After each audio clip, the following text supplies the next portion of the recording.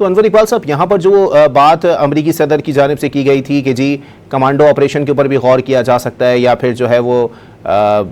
فوجی اپنے اتارے جا سکتے ہیں ایران کے اندر، یا پھر اگر افزودہ یورینیم کے اوپر جو ہے وہ بات نہیں بن پاتی تو ہو سکتا ہے کہ ہمیں جو ہے وہ زمینی کارروائی بھی کرنی پڑے، لیکن بقول آپ کے ہی کہ کچھ چیزیں ایسی ہیں جو کہ امریکی اس چیز کو پسند نہیں کرتے کہ بیگز آتے ہیں یا کافنز واپس آتے ہیں، تو اس چیز کے بعد جو ہے وہ امریکی حکومت پر کافی پریشر ڈیولپ ہو جاتا ہے۔ آپ کو لگتا ہے کہ ممکنہ طور پر پلان میں اس طرح کی کوئی چیز شامل ہو سکتی ہے؟ میرا خیال ہے کہ بڑے پیمانے پر فوج کشی سے امریکہ پرہیز کرے گا، کیونکہ جیسے میں نے کہا تھا اس میں باڈی بیگز آتے ہیں جس کو پسند نہیں کیا جاتا۔ ہاں، لمیٹڈ کارروائی اس کے بھی چانسز کم ہیں، لیکن ہو سکتی ہے اگر انہوں نے اس طرح کی بومنگ کی جس کے بعد ان کو بھروسہ ہو گیا کہ ایران کے ارد گرد جو بھی تنصیبات تھیں ایسی جس سے ان کو خطرہ ہو، وہ ساری تباہ کر دی ہیں، اور ایئر فورس تو ان کی پہلے تباہ کر دی ہے، تو اس کے بعد ان کے فوجی جا کے وہاں سے یورینیم اٹھا کے، لیکن وہ جو یورینیم اٹھا کے لانا ہے وہ اتنا سادہ عمل نہیں ہے، وہ تو مہینوں کا عمل ہوگا، کیونکہ اس میں بمباری، ان کی اپنی بمباری کی وجہ سے خود یہ کہتے ہیں کہ زمین کے اندر کافی اندر دھس گیا ہے، اور صرف ان کے اور چائنا کے پاس ٹیکنالوجی موجود ہے۔ تو کیا یہ اگر اتنا طویل عرصہ لگا تو کیا اس طویل عرصے تک وہاں بیٹھے رہیں گے؟ میرا نہیں خیال کہ وہ طویل عرصے کے لیے ایک جگہ بیٹھنا چاہیں گے، کیونکہ بہت ولنریبل ہو جائیں گے۔ یہ ہو سکتا ہے کہ بمباری کے ذریعہ مزید اس کو اور نیچے دبا دیں، اور اس کے بعد وہاں مٹی وٹی ڈال کے بند کر دیں، جس طرح یہاں امریکہ میں ہوتا ہے جگہ جگہ، جہاں ایٹمی آبدوز جو فوجی ایٹمی سامان ہوتا ہے اس کو ڈسپوز کیا جاتا ہے، تو وہاں وہ تابکاری کے قبرستان بنا دیے جاتے ہیں، جہاں اس طرح کے میزائل اور دوسری چیزیں جو ایٹمی ہیں ان کو وہاں زیر زمین بہت گہرا دفن کر دیا جاتا ہے۔ اس طرح اگر کچھ ہو گیا کہ بمباری کر کے کر دیا تو کر دیا، میں نہیں سمجھتا کہ وہ وہاں اپنی فوج کو ایران میں کسی بھی جگہ پہ ایک طویل عرصے کے لیے ایکسپوز کریں گے، وہ بہت خطرناک ہوگا ان کے لیے۔ تو انور اقبال صاحب یہ بھی بتائیے گا، کیونکہ اب جو ایران کی دیگر تنظیمیں ہیں جو کہ دیگر ممالک کے اندر موجود ہیں جو ایران کی سپورٹ کرتی ہیں، اور وہ واضح طور پر اب یہ اعلان کر دیں گی، چاہے حوثی باغیوں کی بات کر لی جائے یا پھر حزب اللہ کی بات کر لی جائے، یا پھر جو عراق کے اندر ایران کی حامی تنظیمیں موجود ہیں ان کی بات کر لی جائے۔ آپ نے ہرمز کے اوپر معاملات اتنے اچھے چل نہیں رہے تھے، اگر انہوں نے باب المندب بند کرنے کی بات کر دی تو آپ کو لگتا ہے کہ معیشت کے اوپر اتنا پریشر آ جائے گا دنیا کی کہ اس کے بعد امریکہ جو ہے وہ کسی نہ کسی معاملے کے اوپر بیٹھنے پر تیار ہو جائے؟ کیونکہ یہاں تو صورتحال ایسی دکھائی نہیں دے رہی ہے۔ امریکہ اب بھی اتنا مضبوط ہے کہ سال دو سال کھینچ سکتا ہے جنگ کو، دیکھنا ہے کہ کیا ایران بھی سال دو سال تک اس کو برداشت کر سکتا ہے یا نہیں، کیونکہ امریکہ تو سال دو سال کھینچ سکتا ہے۔ یعنی ہمارا جو اندازہ تھا ہمارے یہاں، اس میں مجھے حیرت ہوتی کہ ہمارے یہاں لوگ بالکل اس طرح کی باتیں کرنے لگے تھے کہ جیسے امریکہ کو فوجی شکست ہو چکی ہے، وہ جو کہ نہیں ہوئی تھی۔ ابھی یہ بات سمجھنا بہت ضروری ہے کہ امریکہ کو فوجی شکست نہیں ہوئی ہے اور امریکہ ابھی کھڑا رہ سکتا ہے۔ لیکن انور اقبال صاحب، اب جو ہے وہ صورتحال ایسی دکھائی دیتی ہے کہ کہیں نہ کہیں یہ بات کی جائے کہ اگر کوئی امریکہ سے جو ہے وہ جنگ کے اندر کھڑا ہوا ہے اور دفاع کر رہا ہے اور واضح طور پر ان کی جو ہے وہ تمام حملوں کے اوپر ریٹیلیشن دے رہا ہے، تو طاقت کے توازن کے اوپر کوئی اثرات جو ہے وہ مشرق وسطیٰ میں مرتب ہو سکتے ہیں آگے آنے والے وقتوں کے اندر؟ دیکھیں، اسی کی تو ساری لڑائی اب ہو رہی ہے جو آپ کہہ رہے ہیں، طاقت کے توازن کا تو مسئلہ ہے۔ ایران کی طرف سے کوشش یہ ہو رہی ہے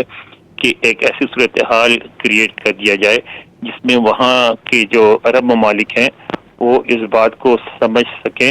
کہ اب ان کو امریکن اڈے سے ان کی پروٹیکشن نہیں ہوگی، حفاظت نہیں ہوگی، اور پھر جو ارینجمنٹ ہے ان کی امریکہ کے ساتھ اس میں تبدیلی لا جائے، امریکہ کے فوجی اڈے اگر ختم نہیں ہوتے تو کم ہو جائے۔ امریکہ کی کوشش ہے کہ ان کو ساتھ دلایا جائے عربوں کو کہ امریکہ اب بھی اتنا مضبوط ہے کہ ان کو پروٹیکشن پرووائڈ کر سکتا ہے، اور وہ بجائے ہٹنے کے اپنے اڈوں کو مزید مضبوط کرے۔ اب یہ لڑائی ہے، یہ لڑائی پہ اگر ان کو دونوں میں سے کسی ایک کو بھی اندازہ ہو جائے کہ ان کی بات رہ جائے گی تو پھر تو جنگ ہی ختم ہو جائے گی، کیونکہ پھر تو بات واضح ہو جائے گی کہ یہ فریق جیت گیا ہے، اور میرا خیال ہے وہاں تک تو نوبت نہیں پہنچے گی۔ الٹیمیٹلی کچھ دن کی جنگ کے بعد ان کو روکنا پڑے گا کہ دونوں کو احساس ہوگا کہ دونوں جیت نہیں سکتے۔ لیکن انور اقبال صاحب، یہاں سوال یہ بھی پیدا ہوتا ہے کہ عالمی طاقتیں کیا کر رہی ہیں اس تمام تر صورتحال میں، کیونکہ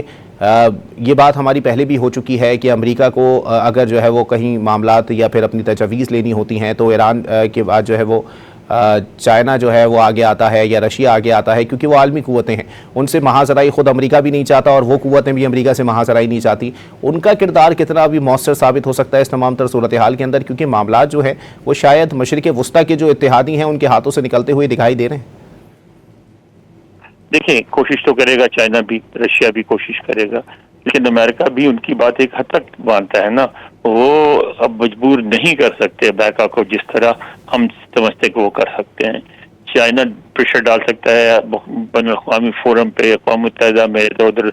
اس مسئلے کو اٹھا سکتا ہے، لیکن امریکہ کبھی بھی، چائنا کبھی بھی امریکہ سے جا کے براہ راست تصادم نہیں چاہے گا، جنگ نہیں کرے گا، اور نہ رشیا کرے گا. بالکل جنگ سے امریکہ سے دونوں پرہیز کریں گے. تو اس سے کم جو دباؤ ہے وہ ڈالتے رہیں گے، لیکن اس سے آگے نہیں جائیں گے. لیکن انور اقبال صاحب، آپ ظاہر سی بات ہے وہاں بیٹھے ہوئے ہیں، وہاں کی سیاست کو اچھی طریقے سے دیکھتے ہیں. ایک واضح طور پر کچھ عرصہ قبل ایک خبر سامنے آئی تھی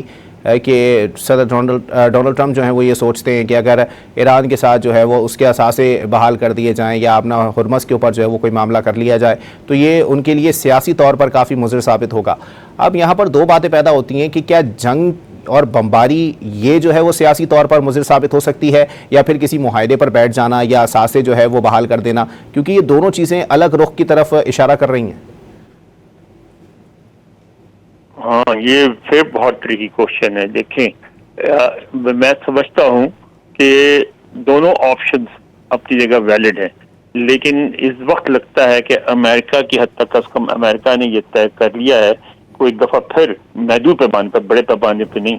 پوری طرح جنگ اعلان نہیں کرے گا، لیکن محدود پیمانے پر فوجی آپشن دوبارہ آزمانا چاہتا ہے. اور ایران نے یہ فیصلہ کیا ہے کہ وہ امریکہ کو یہ ساتھ دلا سکتے ہیں کہ ان کا یہ آپشن بھی ناکام ہوگا.